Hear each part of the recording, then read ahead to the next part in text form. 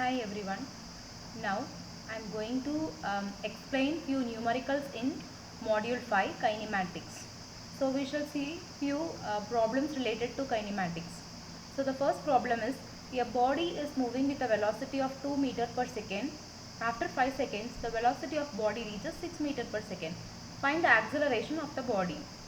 So in my previous video I have explained about the equations of motion formulas, motion under gravity, rectilinear, curvilinear, projectile motions, numericals and all, and the formulas we had seen, and this and all practice numericals. So they are saying that the body is moving with a velocity of 2 meter per second means it is moving, right? So the initial velocity itself 2 meter per second. So you take u is equal to 2 meter per second. After 5 seconds, so you take t is equal to 5 seconds and the body reaches 6 meter per second, that is final velocity. So v is equal to 6 meter per second. Find the acceleration of body. They are asking us to get the value of a. So for that we are using the equations of motion equation, that is v is equal to u plus at. So we have u, a, t. Just substituting, only a we don't have. So with that we are finding the unit of acceleration is meter per second square. So the acceleration has been found. Okay. So the second question.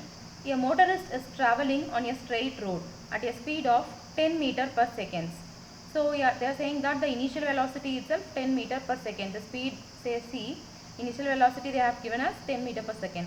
When he observes that the traffic signal 600 meter ahead of him turns red.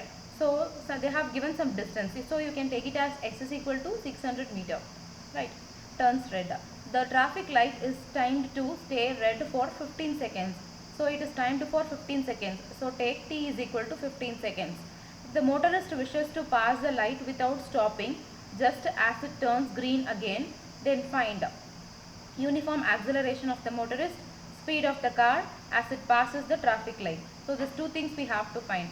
So to get the value of uniform acceleration we are using the formula s is equal to ut plus half at square. U is initial velocity, t stands for time, a is acceleration, right?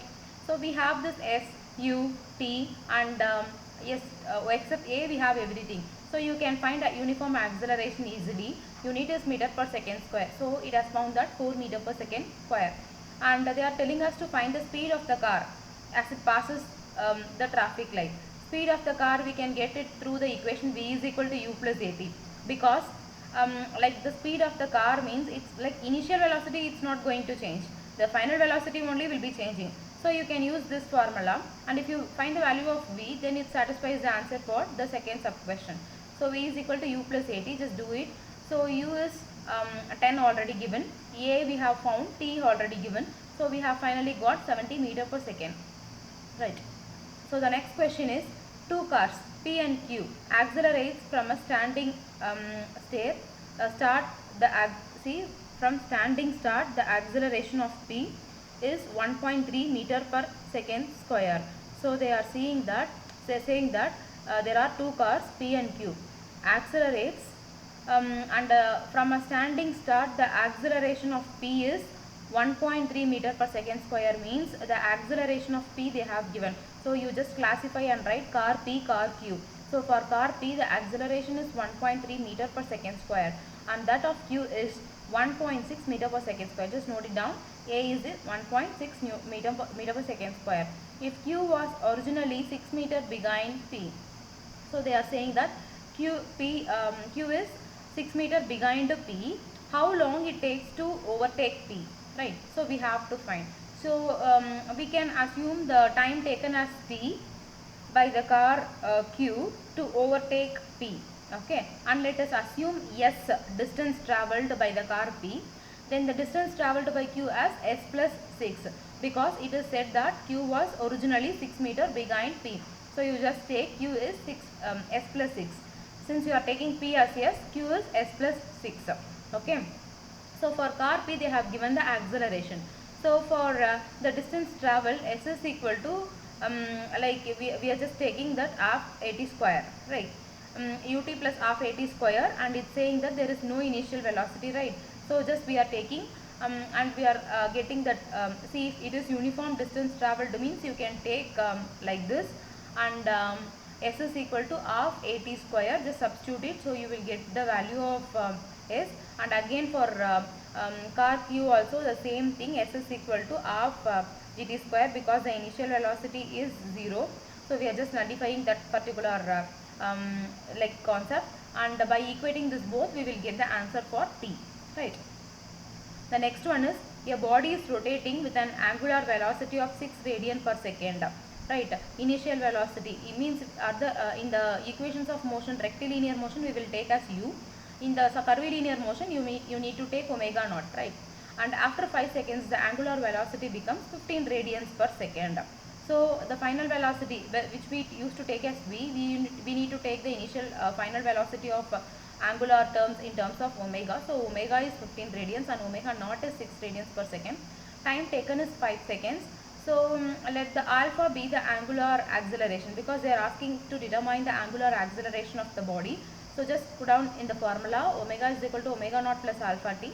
So finally you will get the value for alpha, right. So if you refer the formulas for curvilinear motion, this seems to be easy for you, right. And the next question is motion under gravity. A ball is thrown vertically upwards into air with an initial velocity of 35 meter per second. So the initial velocity of a ball is 35 meter per second. After 3 seconds, another ball is thrown vertically with the initial like after 3 seconds they are throwing some another ball. What initial velocity must be? The second ball has to pass the first ball at 30 meter from the ground. So they are asking us that what velocity the second ball has to pass the first ball at 30 meter from the ground. So they have given one height, right. So they have given initial velocity and height. So first you just write for first ball and second ball separately. Yes, you can use the formula h is equal to ut minus half gt square. Why minus means?